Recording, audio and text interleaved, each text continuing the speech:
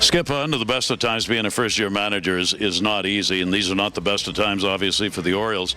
I'm wondering, when you look at a club like this, how do you draw the line between those nights where you're just trying to be supportive and give the guys a chance, and that night where they may need a kick in the butt? How do you draw that line? I think you got to be honest. I think that's if I ask our guys, that's one thing. I'm going to be honest with them, and I think that they, as a player, you want that. You need somebody to support you, but also let you know when things aren't going well and things that they need to do differently or improve or whatever it may be. And there's been a lot of honesty this year so far, but I feel good about our staff. I like how, I mean, there's so much teaching going on here. Like last night, we made, about 4 mistakes in the first 3 innings of the game that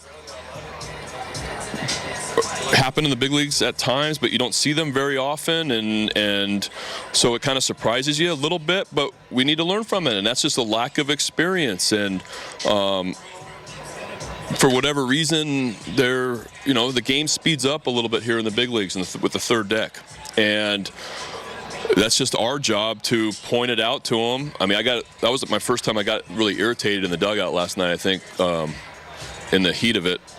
But some things aren't acceptable, and some things you have to let them know that that's not it. That's not how it should be here.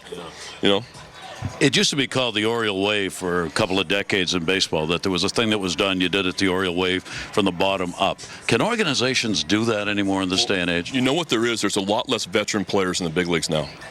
So you look around, there's not grizzly old veteran guys on every club anymore. Also, players are getting to the big leagues a lot faster than they did in the past, and in my opinion, showcase baseball.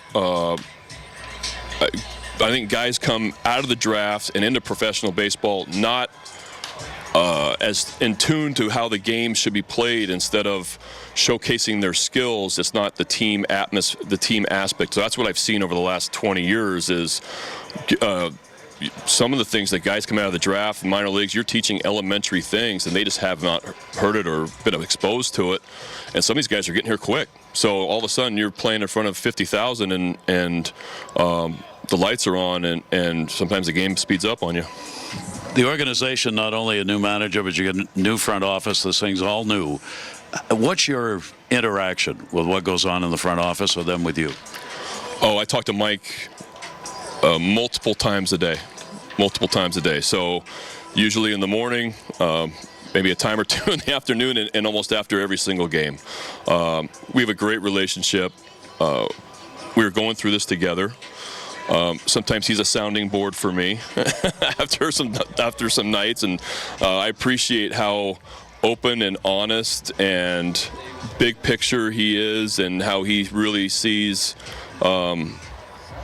I think when you're in the heat of it every single night, and the way we lose some games and mistakes we make sometimes, and I don't want the players to feel that from me or see that. But sometimes when you get behind the door, you're like, wow. And Mike's been a great sounding board for me, and he's just fantastic to work for and with. I'm going to ask you one for the fans, and this is a blunt one, I guess. Fans were wondering when this started with analytics and all the rumors that go on about the front office is now managing the ball club. Does that go on with the Orioles? Is there any of that you've sensed? And maybe even, is it a right thing to do?